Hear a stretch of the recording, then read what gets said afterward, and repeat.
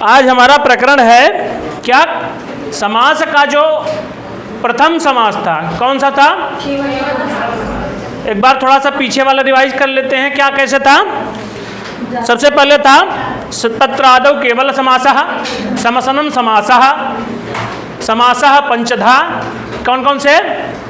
प्रायेण पूर्व, सबसे पहले विशेष संज्ञा विनिर्मुक्ता केवलः समासः प्रथमः। द्वितीय क्या था कि प्रायेण पूर्व पदार्थ प्रधानो अव्ययी भावो द्वितीयः। प्रायेण उत्तर पदार्थ प्रधानस् तत्पुरुषः तृतीयः। प्रायेण अन्य पदार्थ प्रधानो बहुव्रीहिश्च चतुर्थः। और प्रायेण उभय पदार्थ प्रधानो द्वंद्वः पंचमः। लेकिन इसके पहले जो तत्पुरुष वाले में है, तत्पुरुष भेदः कर्मधारयः कर्मधारय भेदो दिगुः, तो उसमें जो समान विभक्ति वाले हैं, समान विभक्ति वाले किस में चले जाएंगे?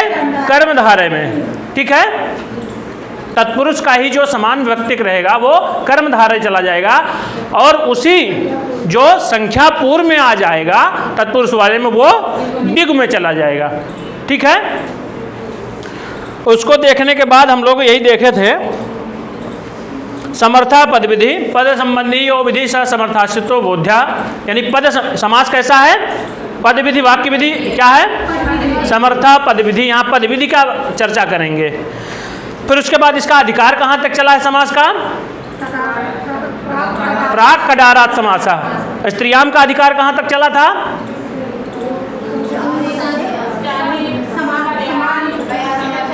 अभी कल बताए हैं, इसके पहले भी बताए थे। समर्था नाम प्रथमाद वा तक उसका अधिकार चला है ना। इसमें कई सारे अधिकार सूत्र आएंगे आपके समास प्रकरण में। फिर उसके बाद आता है सहसुपा। सहसुपा कहता क्या था कि समर्थ सुबंत का समर्थ सुबंत के साथ विकल्प से समास होवे ना। फिर उसके बाद कहता था कि समासत्वात् प्रातिपदिकत्वेन सुपोलुक, यानी जब समास संज्ञा हो जाएगी उसके बाद प्रातिपदिक संज्ञा होगी, और उस प्रातिपदिकत्व के कारण उनकी अंतर्वर्तनी विभक्तियों का लोप हो जाएगा। फिर कहते हैं कि परार्थाभिधानम वृत्ति, पर अर्थ का अभिधान करना ही वृत्ति है। वृत्तियां कितनी हैं? 5। कृत कृदंत वृत्ति, तद्धित घटित वृत्ति, समास वृत्ति, एक शेष वृत्ति और सनादंत धातु रूपी इत्यादि वृत्तियां 5 हैं। और फिर कहते हैं कि वृत्त्यर्थावबोधकम वाक्यम विग्रहः। वृत्ति के अर्थ को अवबोधित कराने वाले वाक्य को क्या कहा जाता है? विग्रह कहा जाता है। विग्रह कितने प्रकार के हैं? 2 प्रकार के। तत्र लौकिकम अलौकिकश्चेति द्विधा। लौकिक और अलौकिक रूप से विग्रह वाक्य 2 प्रकार के हो गए। लौकिक के कुछ भेद नहीं है, अलौकिक के, लौकिक का अर्थ यह है जो लोक में प्रसिद्ध हो, जनमानस जिसको उच्चरित करे। और जो अलौकिक है वो व्याकरण की जो सिद्धि प्रक्रिया है उसमें विशेष रूप से उसका कार्य आता है। अलौकिक के कितने भेद? स्वपद विग्रह, अस्वपद विग्रह।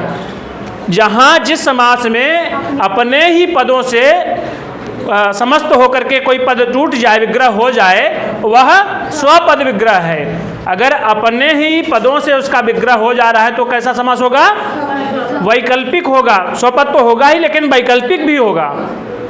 जैसे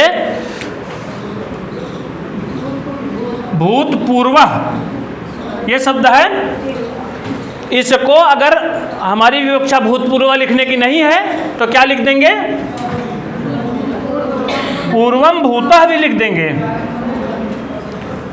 पूर्वम भूतः भी लिखा जा सकता है, भूतपूर्व भी लिखा जा सकता है। इसमें कौन सा समास है? केवल समास। केवल समास का कोई विशेष नाम नहीं है, इसलिए उसको केवल समास भर कहा गया है। ठीक है, विशेष संज्ञा विनिर्मुक्त है। हाँ, केवल समासा प्रथमा।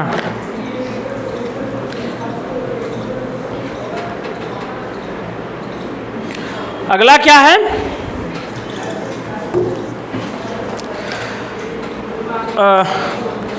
इसमें कहते हैं कि पूर्व अम भूत सु, भूतपूर्व पूर्वम भूता, ये कौन सा विग्रह हो गया? ये लौकिक विग्रह हो गया। और इसी का अलौकिक विग्रह करना होगा तो क्या होगा? पूर्व अम भूत सु। विशेष रूप से ध्यान रखिएगा, अभी मैं पूछूंगा, ये भी सुबंत है, ये भी सुबंत है, दोनों समर्थ सुबंत हैं, है ना? किसी की निगाह में ये सुबंत तो ऐसा तो नहीं, सुबंत नहीं दिख रहा है। ये कहाँ का है?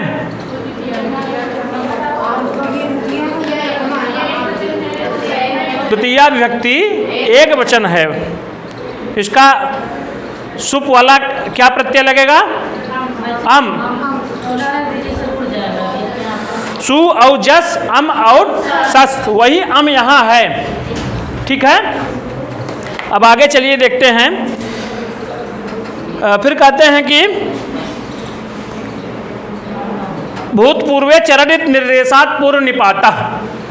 अब इसको सिद्धि प्रक्रिया में देखते हैं, तब वो ज़्यादा समझ में आएगा ना। आइए,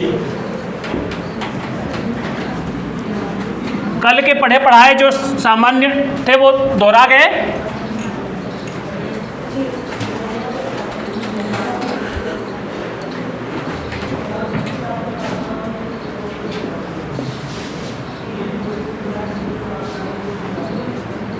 भूतपूर्व ये पद है।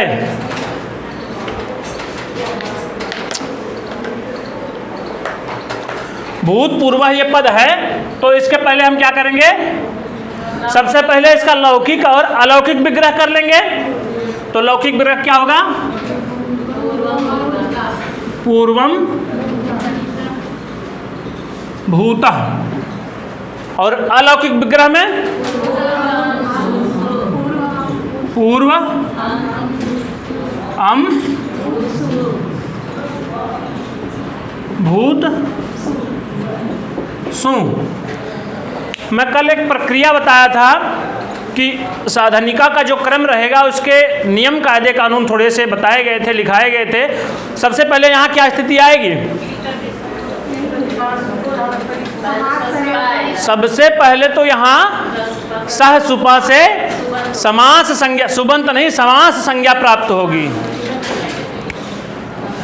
यहाँ इसको लिख देते हैं, इस अवस्था से जुड़ेगा ना। इस अवस्था में जुड़ा तो पहले क्या लगाया?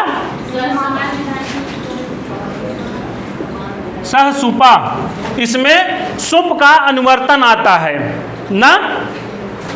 तो ये हो गया स्थिति। मैं यहाँ सुप लिख दे रहा हूँ। ये कहता है कि सुपा सह सुप। सुपा माने सुबंत के साथ, सह माने साथ के योग में तृतीया विभक्ति हुई है। जैसे सह साकम समम योगेपि तृतीया। सुपा सह, सुप के साथ, क्या? सुप, सुबंत का क्या हो जाए? समास हो जाए। वो कैसा होगा? विकल्प से होगा। विकल्प से क्यों होगा? क्योंकि ये स्वपद विग्रह है। स्वपद विग्रह देखिए कैसे है कि पूर्व अम भूत सु, इसमें अपने ही पदों से विभक्ति का वो नहीं गिना जाता। जैसे पूर्व अम, इसको नहीं गिना जाएगा, भूत सु को, यानी विभक्ति कार्य को लौकिक और अलौकिक दृष्टि में नहीं गणना की जाती है। ये सीधे पूर्व अम भूत सु ये बना, तो ये अपने ही पदों से बना है। इससे न तो कुछ घटा है न तो बढ़ा है। जैसे वहाँ देखिए अधिहरि, इसका बनेगा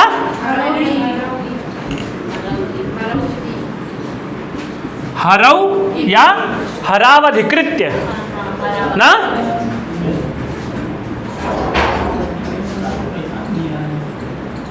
हरावधिकृत्य। अब इसका अलौकिक कर दीजिए, क्या आएगा?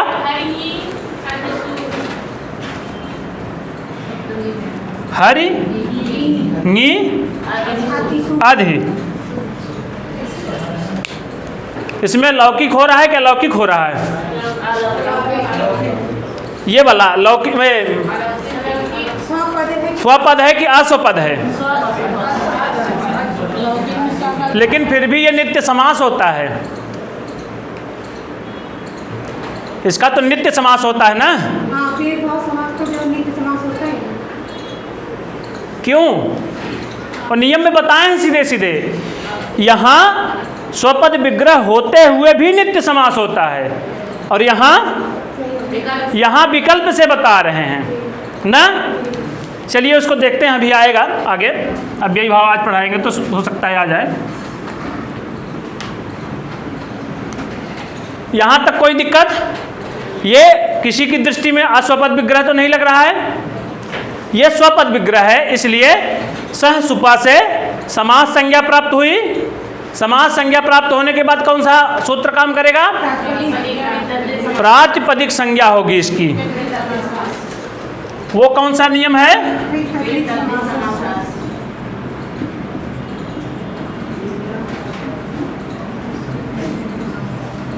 कृत तद्धित समासाश्च से इसकी प्रातिपदिक संज्ञा हो गई। और फिर अगला नियम आता है सुपो धातु प्रातिपदिकयोः। ये कहता है कि सुपो यानी सुबंत का लोप हो जाए कहाँ? धातु और प्रातिपदिकयोः, धातु और प्रातिपदिक के सुपो का लोप हो जाए। इसमें धातु की भी बात करता है और प्रातिपदिक की भी बात करता है। यहाँ किस अवस्था में ये लोप करेगा? इस स्थान पर पूर्व अम भूत सु ये प्रातिपदिक है कि धातु है? भाई सीधे कृत तद्धित समास शास्त्र से कहता क्या है? याद रखिएगा, टीजीटी में पूछा गया है कृत तद्धित समास शास्त्र से होती क्या है? प्रातिपदिक संज्ञा। ठीक है, इसी बार वाले में पूछा गया था। इससे कृत तद्धित यानी कृदंत की और तद्धित की और समास की। यहाँ हम कर क्या रहे हैं? समास है तो बना रहे हैं ना तो ये कृत है ना तो ये तद्धित है, लेकिन समास की स्थिति यहाँ बन रही है। तो इस कारण से इस कृत तद्धित समासाश्च से इसकी प्रातिपदिक संज्ञा हो गई। होने के बाद सुपो धातु प्रातिपदिकयों से दोनों के सुपों का लुप्त हो जाएगा। तो क्या बनेगा? पूर्व भूत, ये बना रह गया।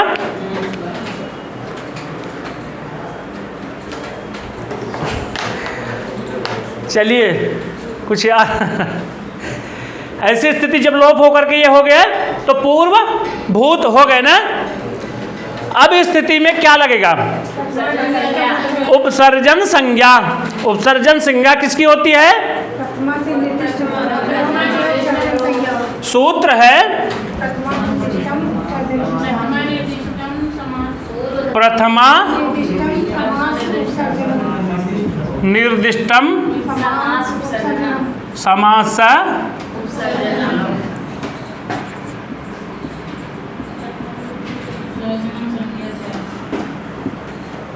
कहते हैं कि प्रथमा निर्दिष्टम, जो प्रथमा से निर्दिष्ट है, समासा उपसर्जनम। समास यहाँ गलत लिखा, समासे होना चाहिए ना, मात्रा छूट गई क्या? समास कैसे होगा? ये कहता है कि समास में प्रथमा से जो निर्दिष्ट पद है उसकी उपसर्जन संज्ञा हो जाए। उसके अर्थ में देखिए क्या लिखा है।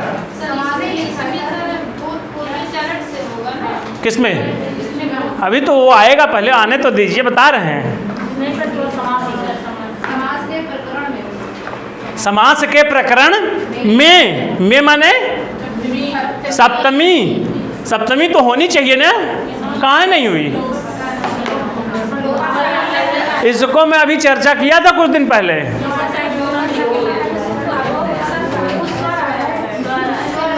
स्वर है इसलिए वो आय होकर के उसका लोप हो गया है। समास शास्त्र में प्रथमा निर्दिष्टम, जो प्रथमा से निर्दिष्ट पद है उसकी उपसर्जन संज्ञा हो जाए। तो लोग साधारण सा अर्थ यही लगाते हैं कि समास शास्त्र में जो प्रथमा से निर्दिष्ट है उस पद की उपसर्जन संज्ञा हो जाए। तो सीधे यहाँ आ जाते हैं, सीधे यहाँ आ जाते हैं, सीधे इसको लगा करके कहते हैं कि इसमें प्रथमा से निर्दिष्ट कौन सा है? भूत। लेकिन ये अर्थ नहीं है, ये अर्थ नहीं है। इसका विधान करने वाला सूत्र कौन सा है? सह सुपा सुप ना। ये कहता है कि सह माने साथ में, सुपा माने सुपा सुप के साथ, सुप इस पद के द्वारा जो निर्दिष्ट है, इस उद्धरण में उसकी प्रातिपदिक संज्ञा होगी। अगर सीधे सीधे ये स्थिति बनती कि दोनों तो निर्दिष्ट हैं सुप से, दोनों ही सुप हैं, तो दोनों की उपसर्जन संज्ञा हो जानी चाहिए। लेकिन ऐसा नहीं होता है व्याकरण की सिद्धांत प्रक्रिया में। तब होगा क्या?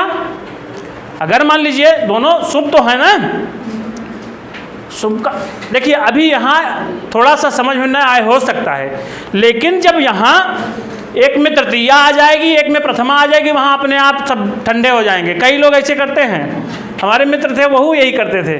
कहें यार हम बहुत दिन तक यही समझते रहे कि जो इस उदाहरणवा में जो दिया गया है प्रथमा से निर्दिष्ट, प्रथमा जिसमें है उसी को उपसर्जन संज्ञा हो जाएगी।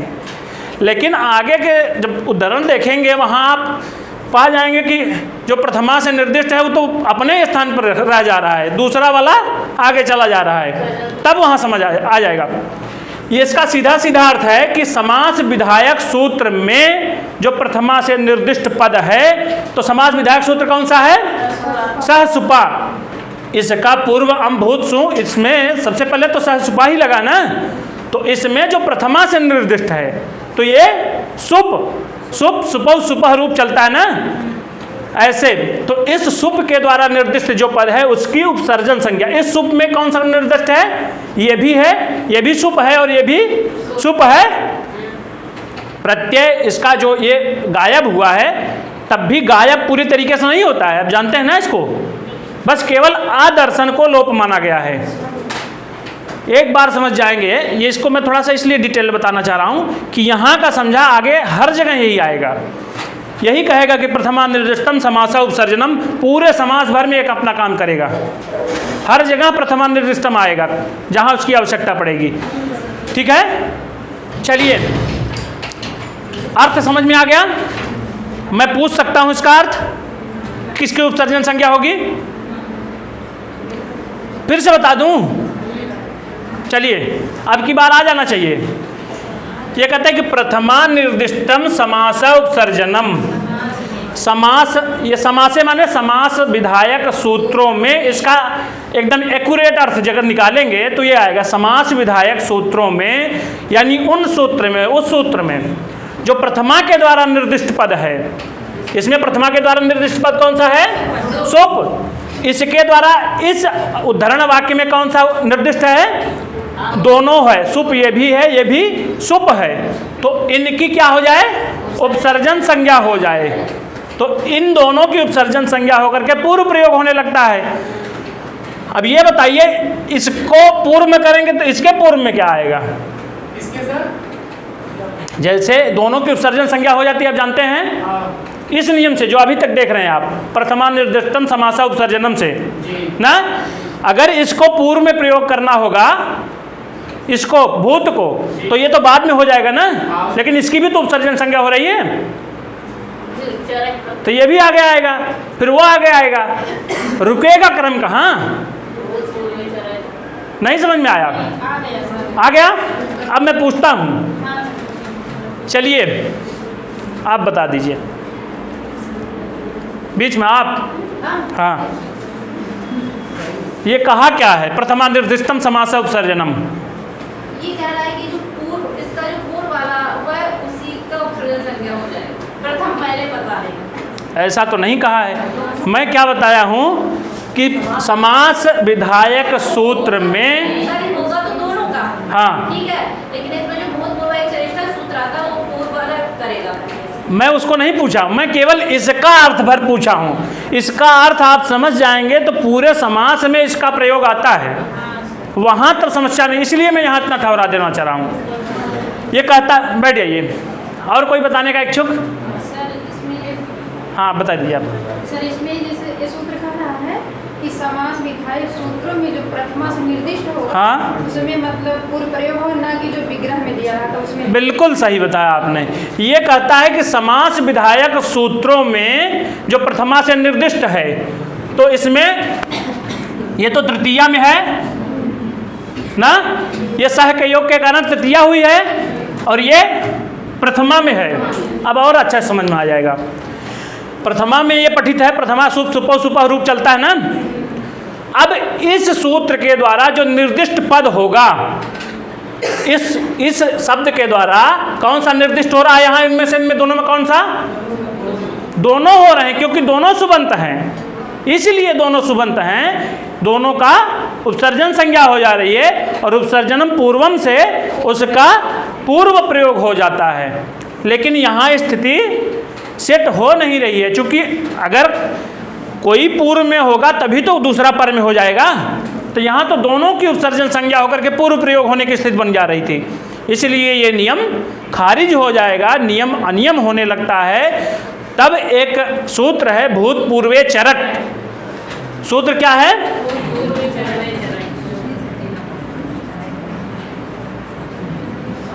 भूतपूर्वे चरट।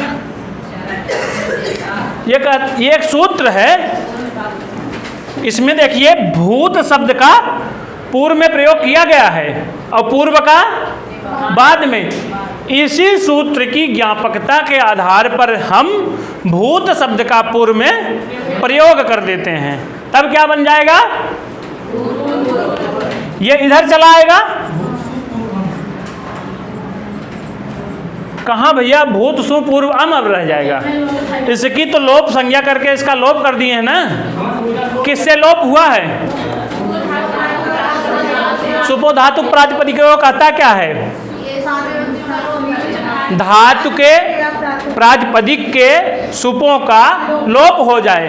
तो यहाँ किसका लोप हुआ? धातु के प्रातिपदिक का? प्रातिपदिक का, क्योंकि इसके पहले ही कह चुके हैं कृत तद्धित समासाश्च से प्रातिपदिक संज्ञा हो जाए ना। कृदंत की, तद्धित की और समास की, यहाँ किस अर्थ में प्रातिपदिक संज्ञा हुई है? समास अर्थ में समास बन रहा है, समास की स्थिति है, इसलिए इसकी प्रातिपदिक संज्ञा हुई है। ठीक है, तो बन क्या गया? भूतपूर्व। इसको जोड़ दिया जाएगा तो बन जाएगा भूत पूर्व। अब क्या स्थिति बनेगी? भूतपूर्व तो बन गया, अब आगे कौन सा नियम काम करेगा? एक देश विकृतम नन्यवत। जैसे कहते हैं कि कोई कुत्ता है, उसकी पूंछ काट दी जाए तो शेर तो हो नहीं जाएगा, या बिल्ली तो हो नहीं जाएगी। तो इसी प्रकार से जो इनके सुपों का लोप हुआ है, इससे कोई फर्क नहीं पड़ता, इसका प्रातिपदिकत्व तो अक्षुण्ण है, यानी प्रातिपदिक बना ही रहा है ना। तो अब इस अवस्था में क्या आएगा? न्या प्रातिपदिकात् प्रत्यय परश्च। इसमें क्या सूत्र हैं? न्यंत, आबंत। इस सूत्र को हम लोग पढ़े हैं कहाँ? स्त्री प्रत्यय में। ये कहता है कि न्यंत हो और दूसरा आबंत माने ताप हो, डाप हो, चाप हो, और न्यंत माने नीप हो, नीस हो और नीन हो। तो यहाँ न तो टाप डाप चाप वाला कोई प्रत्यय लगा है, न तो नीप नीस नीन वाला कोई प्रत्यय लगा है, तो हम कैसे मान लें कि इसके बाद होगा? सालू ने बताया कि प्रातिपदिक तो है, न्यंत आबंत बेशक नहीं है, लेकिन ये प्रातिपदिक तो है। प्रातिपदिक है ना। किससे, किस नियम के कारण, किस सिद्धांत के कारण है? उसके पहले आया है एक देश विकृतम नन्यवत प्रातिपदिकात्। इस एक देश विकृतम नन्यवत परिभाषा के आधार पर इसका प्रातिपदिकत्व अक्षुण्ण है। तब ये यहाँ प्रातिपदिकात् प्रत्यय परश्च, ये प्रातिपदिक है। तो कहें सु आएगा तो बैठेगा कहाँ? इसके पूर्व की पहले। तो कहते हैं न्यंत हो, आबंत हो, प्रातिपदिक हो, इनसे सु का आगम हो जाए और वो बैठे कहाँ? प्रत्यय परश्च, यानी वो प्रत्यय बाद में बैठे, तो ये कहाँ बैठ गया? भूत पूर्व धन सु हो गया। अब इस अवस्था में उपदेशे जन्नासिक से स के उकार की इत संज्ञा, बचा भर क्या? स। अब क्या आएगा? स सजुसो रू से सकार को रू हो गया, रू। अब फिर उपदेशे जन्नासिक पुनः आएगा, अनुनासिक स्वर की संज्ञा करेगा, बचेगा क्या? राम। खर वसाने और विसर्जनीय से उसका विसर्ग हो जाएगा, तो क्या बना? विसर्ग हो गया ना, अब तो र कहाँ बचा है? भूतपूर्व बन गया ना।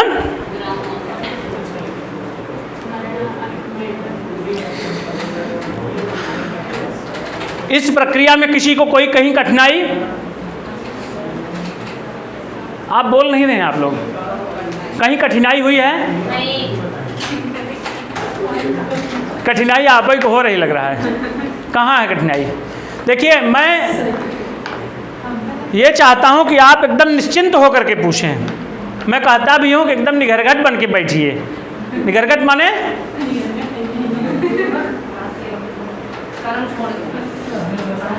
यानी कि पूछने में कोई लाज शर्म न रहे, केवल यहाँ पढ़ाई के मामले में निगरगट होइएगा।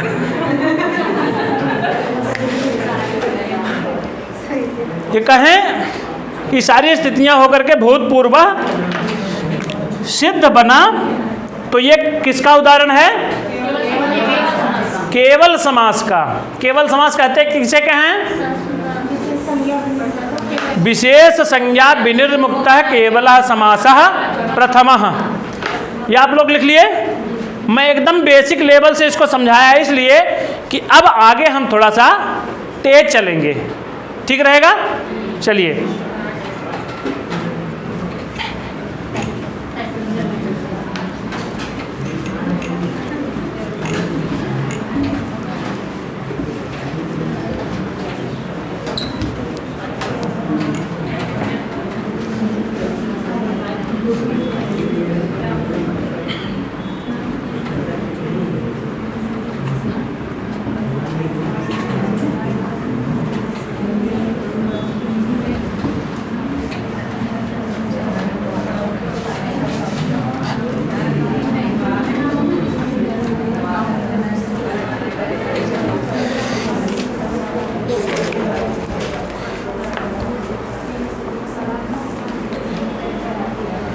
अब इसके बाद आता है, इसी पर एक वार्तिक भी है।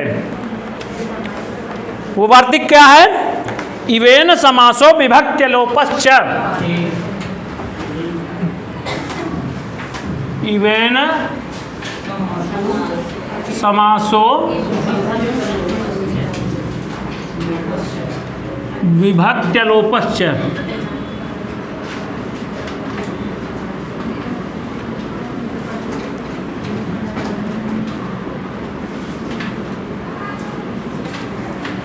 ये किसका उत्पाद है? ये किसका उत्पाद है? इवेन समासो विभक्त्य लोपश्च। किसका उत्पाद है, मैं ये पूछ रहा हूं। इसके प्रणेता कौन है, आप बताइए। तो कहाँ इतनी देर सोच रहे हैं आप लोग? भाई, उत्पाद माने किसका प्रोडक्ट है, कौन इसको उत्पादित किया है, कौन इसको बनाया है। अब मैं विषयांतर तो पूछा नहीं, मैं तो बस केवल शब्दांतर भर पूछा हूँ।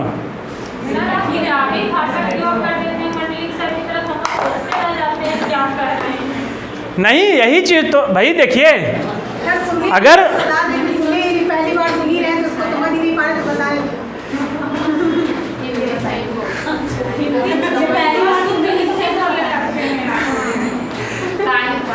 तो क्या ऐसा नहीं बोला जाना चाहिए? मैं इसलिए बोलता हूँ, गुरुजी भी इसलिए बोलते हैं ताकि आप लोग अच्छे से सीखें, शब्द भंडार में आपकी वृद्धि हो। जहाँ आवश्यकता पड़े तहाँ आप एकदम फ्लुएंसली शब्दों को जैसे मान लीजिए, तो सर वो हम नहीं कह रहे, हम यही कह रहे पहली बार सुने कैसे बताते, अब सुन लिए तो पूछेंगे तो बता देंगे। चलिए ठीक है। वो इसलिए है कि आप शब्द भंडार की वृद्धि कर सकें, इसलिए है ना। उससे अगर हम किसी शब्दों को हम कैसे सीखते हैं? अगर वो 5 मिनट सुनते सुनते। हम लोग भी जब मंडली करते हैं देखिए, ऐसे मुंह बाके देखते थे क्या बोल रहे हैं, नहीं यहाँ मुँह बाने की जरूरत नहीं है। देखते रहते थे। देखिए क्या है ना कि जैसे एक बच्चा जन्म लेते ही उसको ऐसी जगह पर रख दिया जाए कि जहाँ पूरे जीवन भर अंग्रेजी ही कोई बोलता हो उस परिवार में, वो बच्चा कभी हिंदी बोल नहीं पाएगा, अंग्रेजी से शुरू करेगा। क्यों? संस्कार भी जा रहे हैं। क्योंकि वो जब पैदा होता है, जब से वो तब से ले करके सुनता रहता है कि he is going, he is cooking, rice वगैरह, आड़ा बाड़ा सब यही सुनता है। ये नहीं सुनता है कि वह जाता है वह भात पकाता है, ये नहीं सुनता है। इसलिए वो अंग्रेजी ही बोलना शुरू करता है। संस्कृत का समाचार सुनने से बस नहीं पहुंच। कभी सुनिए आप, इतनी गजब की संस्कृत बोलते हैं बलदेवानंद सागर जी।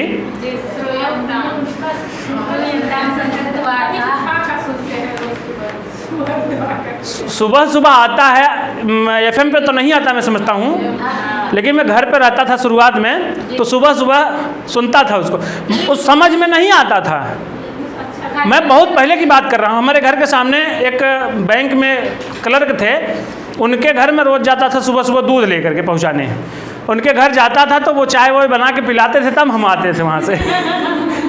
और उसके लिए बाकायदा हम घर से 1 पाव दूध एक्स्ट्रा लेकर के जाते थे, कम से कम हम दोनों लोगों की चाय भर हो जाए। उनका दूध 1 लीटर रहता था, 1 पाव हमारा रहता था। तो वहीं उनके पास रेडियो होता था, तब मैं सुनता था। वो भाषा इतनी मधुर बोलते हैं, प्रवाचक बलदेवानंद सागर। इतना लगता था कि बस एकदम अमृत सुना रहे हैं, वाणी नहीं सुना रहे हैं। तो 3 चीजें मैं सुनती थी रेडियो पे। एक त्रिवेणी में 3 गाने आते थे बहुत अच्छे। हाँ, त्रिवेणी में और विविध भारती पर भी अच्छे अच्छे कार्यक्रम आते हैं। नहीं, ये त्रिवेणी के जो तीनों गाने सुबह का दिन बना देंगे आपका, ऐसा गाना रहता है। हाँ, और पहला ये संस्कृत वार्ता और शास्त्रीय संगीत, उसको सुनने से ना तो माइंड बहुत अच्छा रहता है। सुबह सुबह शास्त्रीय संगीत कितने लोग तो समझ नहीं पाएंगे, कों हारमोनिया जैसे कहाँ बजा रहा है। सुबह जब रेडियो स्टेशन शुरू होता, सबसे पहले वही शुरू होता है, सबसे पहले वही शुरू होता है। चलिए, लेकिन आइए देखते हैं हम समास। कभी कभी विषयांतर चले जाते हैं ज़्यादा, और वो प्रकरण पर बस भी रहता है कि कम से कम आप लोग थोड़ा सा रिफ्रेश हो जाएं। जैसे घंटा में मोबाइल चले के बाद ओकर पूरा कैश क्लियर कर दिया और निक चले लगा था ना। आइए देखते हैं, कहता है कि इवेन समासो विभक्ति अलोपश्च। यहाँ विभक्ति अलोपः च। विभक्ति माने विभक्ति का अलोपः, लोप न होवे, ऐसा बता रहे हैं। कहाँ? जब इव के साथ समास होवे तो। ये कहा क्या कि इवेन समासो विभक्ति अलोपश्च। अगर सुबंत का इव के साथ, इसके पहले समर्थः पद विधि जो आया था सुप सुपह, सुबंत का सुबंत के साथ समास हो जाए, उसी का यहाँ भी अध्याय आएगा। सुबंत का इव के साथ जब समास होगा तो विभक्ति अलोपश्च, विभक्तियों का लोप नहीं होगा। जैसे हम लोग थे पढ़े पूर्व, अम, धन, भूत, सु। इस स्थिति में इसका इन दोनों अंतर्वर्तनी विभक्तियों का लोप हो गया था, तो यहाँ ऐसी अवस्था नहीं आएगी। एक साइड में तो इव रहेगा और दूसरी साइड सुबंत रहेगा। तो सुबंत का इव के साथ जब समास होगा तो विभक्ति का लोप नहीं होगा। इसका उदाहरण बताइए आप लोग। अच्छा, ये आया कहाँ है? वागर्थाविव संपृक्तौ वागर्थ प्रतिपत्तये जगतः पितरौ वंदे पार्वती परमेश्वरौ। कहाँ आया है? रघुवंश का मंगलाचरण है। रघुवंश किसकी कृति है?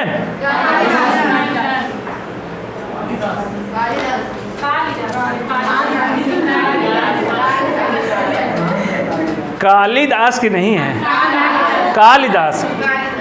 एक बड़ा अच्छा गाना मैं एक दिन सुन रहा था। कहाँ? संस्कृत भारती में मैं एक बार गया था। संस्कृत भारती में मैं एक बार गया था, 5 दिन केवल रह पाया, 5 दिन मात्र केवल रह पाया था।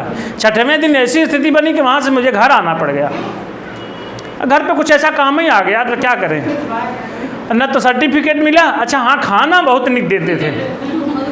अच्छा ये याद आ गया तो मैं एक कहानी भी बता देता हूँ। हम लोग संस्कृत भारती बनारस गए थे। मान लीजिए कोई हो सकता है सुन रहा होगा, थोड़ा सा 2 मिनट कष्ट के लिए खेद है। हुआ क्या कि हम लोग गए संवादशाला काशी, तो वहाँ थोड़ा सा हम लोग लेट पहुँचे। सुबह निकले थे, जाम वाम के चक्कर में बनारस में फंस गए तो लेट पहुँचे। तो वहाँ हुआ क्या कि लेट पहुँचे तो भाई एंट्री हुई हम लोगों की, तो सर लोगों ने बोला कि जाओ देखो नीचे खाना होगा तो खा लो आप लोग, बचा हुआ होगा तो हम लोग गए जब, तो वो जो आता है जिसमें रोटी रखी जाती है, बड़ा सा होता है ना,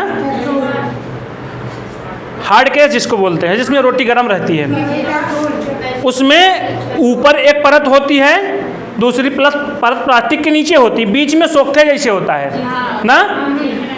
अब हुआ क्या कि उसमें ऊपर वाला ढक्कन, न तो ऊपर वाली प्लास्टिक थी न तो नीचे वाली प्लास्टिक थी, बस केवल उसी सोख्ते से ढका गया था रोटी का ढक्कन। तो हम लोग देखें तो उसमें दाल चावल इत्यादि अलग से ले करके हम यही सोच रहे हैं कि यार रोटी तो नहीं है।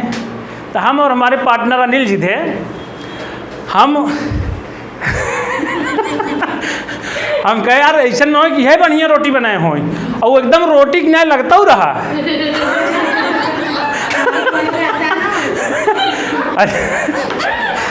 अच्छा कैसे ओका सोच के हम सब जोड़े दिन सोची थे ना हंसाई आवत है, ओका तोड़ के हम सब मुँह से काटू ले।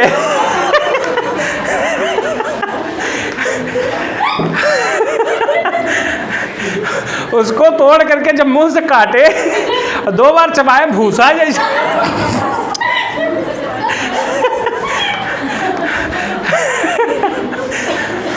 हम तो कह रहे यार अनिल तो भूसा जैसे लगा तो रोटी नहीं आया भाई। बाद में हमारे ख्याल आए तो हम कहे अरे यार ये तो ओकर सोख्तवा है।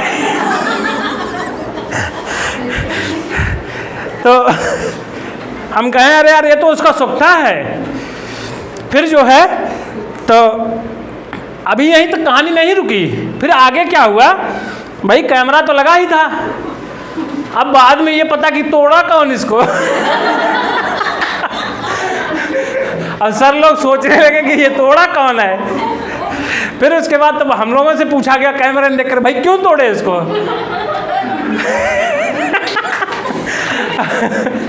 हम कहे सर इसको हम लोग गलती से तोड़ दिए रोटी समझ करके। यही हाल थी। कभी कभी जैसे होता है ना कि आप पढ़े हैं रज्जु विवर्त, जी सर, मतलब रज्जु को ही सर्प मान लेना क्या है, विवर्त है।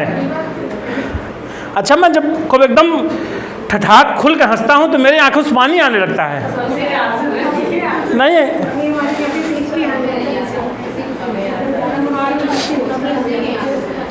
अच्छा मैं अगर खुल के हंसूँ ना तो आगे सामने वाला हंसने के बाद अगर थोड़ा सा सीरियस हो जाऊँ, आगे वाला ये नहीं कह पाएगा कि ये रो के नहीं बैठे हैं। आइए देखते हैं। हो सकता है सर जी कोई अपना गम पीछे निकाल लेता, हो सकता है। नहीं मेरी ऐसी हाल नहीं है। हो सकता है सर जी। ये कहता है कि आइए समास देखते हैं। एक तो गजल इतना जो मुस्कुरा रहे हो, क्या कम है जो। चलिए देखते हैं। इवेन समासो विभक्ति अलोपस्य। हम लोग जब कभी बैठते हैं ठौरुक से तो वो बातें याद करके हम लोग खूब हंसते हैं, और इसी के चक्कर में वही हमारे जो मकान मालिकिन हैं वो कहती हैं कि आप लोग बड़ा शोर करते हैं, डिस्टर्ब होता है। कहते हैं इव के साथ समास होने पर शुभ का सुबंत का इव के साथ समास होने पर विभक्ति का लोप नहीं होगा। इसका उदाहरण है वागर्था विव। इसका अलौकिक विग्रह क्या है? अलौकिक विग्रह क्या है?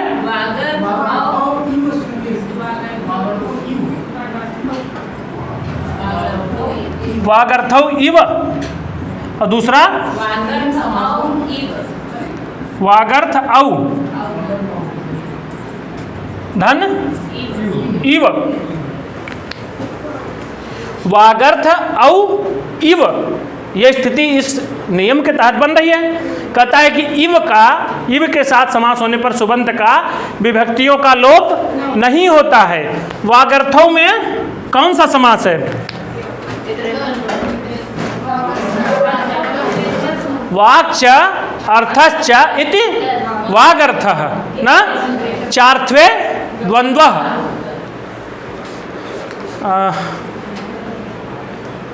वागर्थ प्रतिपत्तये, इसका क्या अर्थ है?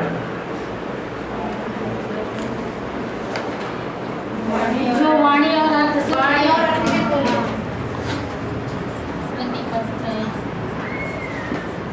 ये पद और कहीं आया है? कहाँ आया? अभी कुछ देर पहले मैं वही लाइन बोला हूँ, कुछ देर पहले, थोड़ी देर पहले। अरे वहाँ तो आया ही है, वहाँ का तो मूल है ही है वागर्थ प्रतिपत्तये। प्रतिपत्तये का क्या अर्थ है यहाँ?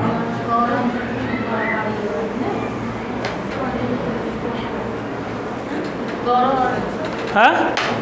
गौरव है इसका अर्थ। प्रतिपत्तये, गौरव की प्राप्ति के लिए। कहाँ आया है? अस्मान् साधु विचिन्त्य संयम धनान् नो चैकुलं चात्मनः त्वय्यशाकतमाप्यबान्धवकृतां स्नेहप्रवृत्तिं च तां सामान्यप्रतिपत्तिपूर्वकमियं दारेषु दृश्या त्वया भाग्यायतमतः परं न खलु तद् वाच्यं वधूबन्धुभिः। हाँ? नहीं, मैं तो प्रतिपत्ति इसका अर्थ पूछा था ना, तो वहाँ कौन कहा है इस लाइन को? कर्ण जी ने कहते हैं किससे? सारंग रव से कहते हैं कि आप जाकर के राजा से यही कहना कि दारेषु दृश्या त्वया, दारेषु दृश्या, दाराओं में तुम्हारे द्वारा दृश्या माने देखी जानी चाहिए। दारेश में सप्तमी क्यों आ गई?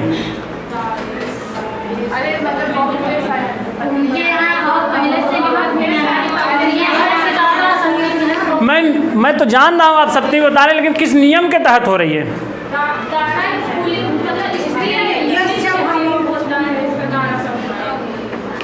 यश्च च भावेन भाव लक्षणम कहता क्या है? अरे पहले सुन तो लीजिए। हाँ यही नहीं है। यश्च क्रिया क्रियांतरम लक्ष्यते ततः सप्तमी स्यात्, यानी एक क्रिया के द्योतित होने पर दूसरी क्रिया द्योतित, जैसे गोसु दुहिमानासु गतः, गायों के दुहे जाने पर वह गया। तो यहाँ यतश्च निर्धारणम है। जाति गुण क्रिया संज्ञा भी समुदायात एक देशस्य पृथक करणम निर्धारणम व यतस्ततः। षष्ठी भी होती है, सप्तमी भी होती है, तो उसी के कारण यहाँ दारेश में सप्तमी हुई है। पढ़ा रहे हैं समास, बता रहे हैं कारक। थोड़ा सा मेरा सीक्वेंस अलग है, बहुत घूम जाता हूँ।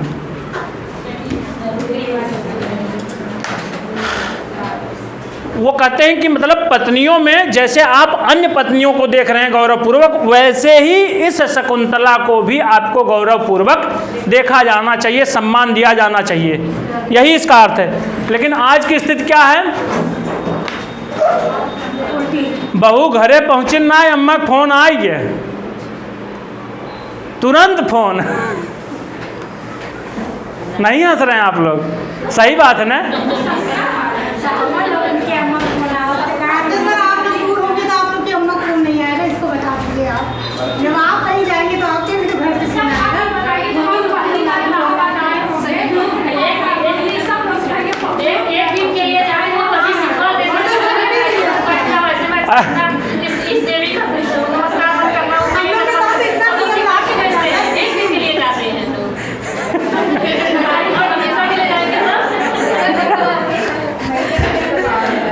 नहीं ठीक है, वहाँ तक तो ठीक है, लेकिन आगे वाली स्थिति आगे वाली स्थिति यही होती है वो अपनी समझ के परिवार में प्रवेश करती है, पता नहीं वहाँ compromise कर पाएगी नहीं, इसलिए थोड़ा समझना चाहिए कि वो फोन करते हैं, बात करते हैं। नहीं, अपने की समझ से होता है सर, ये नहीं है। आप लोगों की संख्या बलवत्तर है। बात यह है कि स्थान प्रधानम न तो बल प्रधानम, स्थान प्रधान होता है, बल प्रधान नहीं होता है। आधे लोग बोल रहे हैं, आधे लोग बोल ही नहीं रहे हैं। तब की ये हाल है। चलिए चलिए आइए, हो गया। जिसकी शादी हुई उनका हाल है। हाँ, तो सही बात है।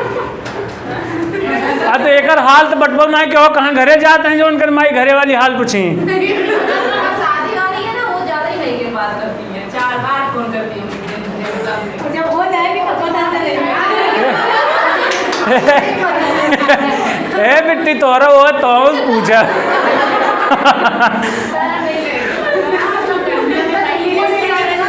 आइए, हाँ बोलिए। हाँ पंकज जी बोलिए, क्या कहना चाह रहे हैं आप? कुछ करना चाह रहे हैं? चलिए सुनिए, थोड़ा केक कह के आ रहे हैं सर पंकज जी, ज़्यादा ओवर हो रहा है, थोड़ा सा जल्दी बोलिए। कह रहे हैं सर ये कि जो अलौकिक विग्रह किए हैं, अलौकिक विग्रह किए पहले वाला, हाँ उसमें सर वाक्य अर्थ से होगा कि मतलब हाँ, पहले द्वंद्व समास होगा, वाक्च अर्थश्च, वागर्थ बना, तब उसमें पूछ रहे हैं अलौकिक विग्रह क्या ये लगाएंगे जो ये माना जाएगा वागर्थौ इव। इसके पहले द्वंद्व का पूछ नहीं रहा है, द्वंद्व का नहीं है। देखिए ये बनेगा वाक्च अर्थश्च, यहाँ च है, वाक्च अर्थश्च, वाक है और अर्थ है, दो ठो हैं, इसलिए वागर्थौ। जैसे रामश्च लक्ष्मणश्च, राम लक्ष्मणौ, सीता च रामश्च सीता रामौ, उसी प्रकार से यहाँ वागर्थौ में अगर पूछा जाएगा तो यहाँ द्वंद्व समास मारा जाएगा। केवल समास वागर्थौ में नहीं होगा, अभी वागर्था विव होगा तब केवल समास बनेगा। ठीक है, तो स्थिति ये बनी वाक्च अर्थश्च वागर्थौ बन गया, वागर्थौ इव इति वागर्था विव, ये स्थिति बनी वागर्थौ इव के साथ जब जुड़ा समस्त होकर के तो वागर्थौ इव बना, तो वागर्थौ इव ये अलौकिक विग्रह बना, इसका लौकिक विग्रह है, और ये अलौकिक विग्रह है वागर्थ धन औ धन इव। इस स्थिति में आया क्या, इवेन समासो विभक्त्यलोपश्च, तो ये विभक्तियों का लोप नहीं किया, तो वागर्थौ इव। अब यहाँ कौन सा नियम लगेगा? आयादि संधि कहती क्या है? एचः क्रमात्, एच में ए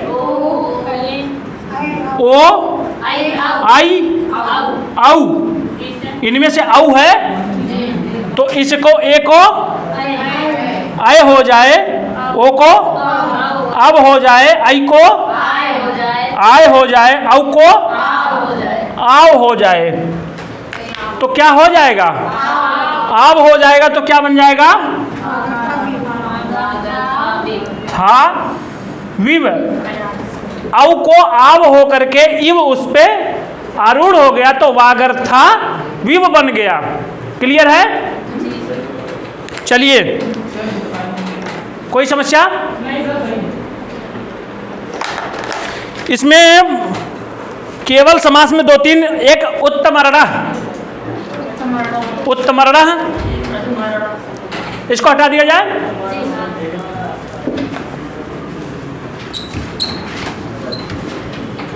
उत्तमर्णा अधमर्णा ये लिखा गया आपकी पुस्तक में, सही से पढ़िए लिखा गया क्या है, उसका विग्रह क्या लिखा गया है?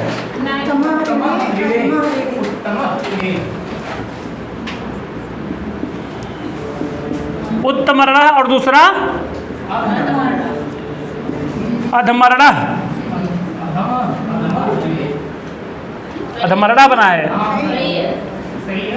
नैकधा और प्रकृति वक्र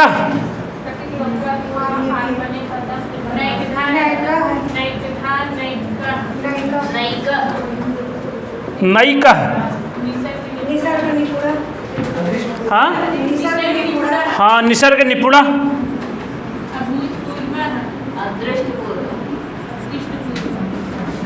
निसर्ग निपुण, अदृष्ट पूर्व इत्यादि। इसका विग्रह क्या होगा? क्या सर?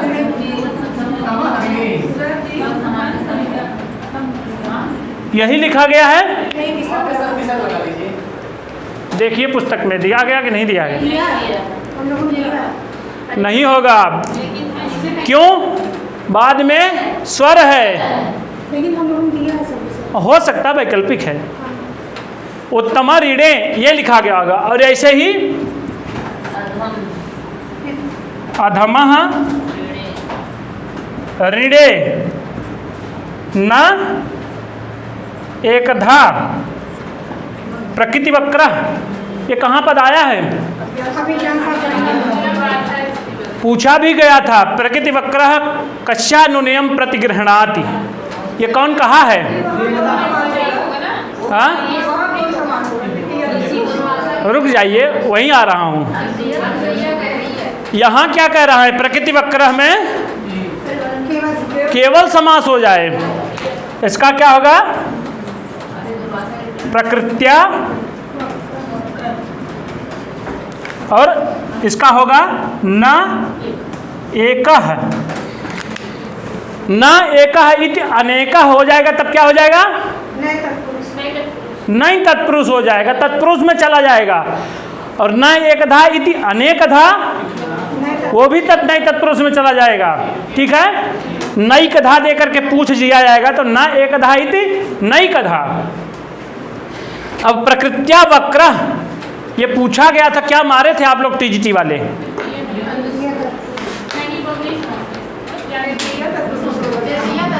तृतीया तत्पुरुष कैसे होगा?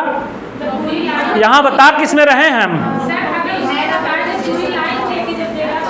वहाँ एक पद आया था प्रकृत्या वक्र प्रकृति वक्र सह कस्यानुनयम प्रतिगृह्णाति। स्वभाव से टेढ़ा वह किसका अनुनय भला सुनता है? यहाँ सह पद दुर्वासा के लिए है और प्रकृति वक्र पद उसका विशेषण है, इसलिए वो दुर्वासा के लिए है। इसलिए वहाँ बहुव्रीहि मारा जाएगा।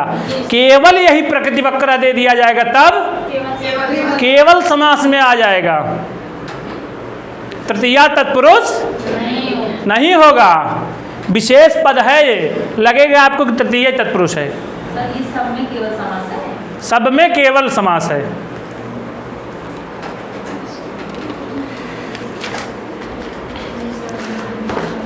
अभी टाइम है सर? तो 10 मिनट में अव्ययी भाव शुरू करेंगे, थोड़ी खत्म हो पाएगा। चलिए अब अव्ययी भाव कल ही पढ़ते हैं ना।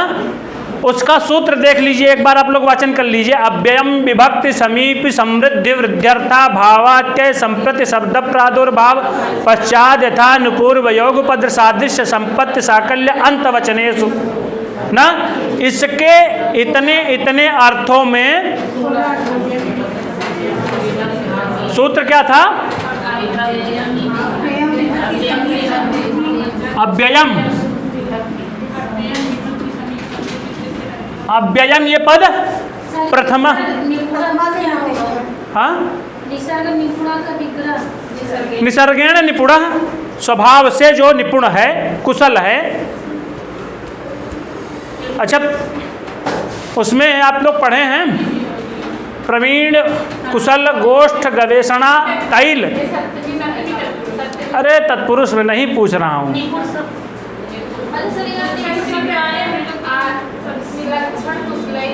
ये आप वहाँ पढ़े हैं, कारक में नहीं, आपके भाषा विज्ञान में। अर्थ संकोच, अर्थादेश, अर्थ विस्तार के उदाहरण हैं।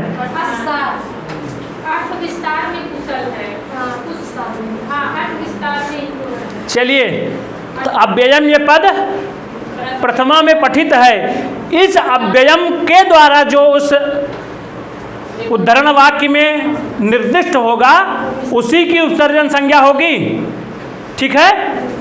आगे वाला दो, विभक्ति समीप समृद्धि वृद्धर्था भावात्य संप्रत शब्द प्रादुर्भाव पश्चात यथानुपूर्व योग पद सादृश संपद साकल्यांत वचनेषु, वचनेषु माने जैसे रामेश वैसे वचनेषु, वहाँ कौन सी विभक्ति है? सप्तमी।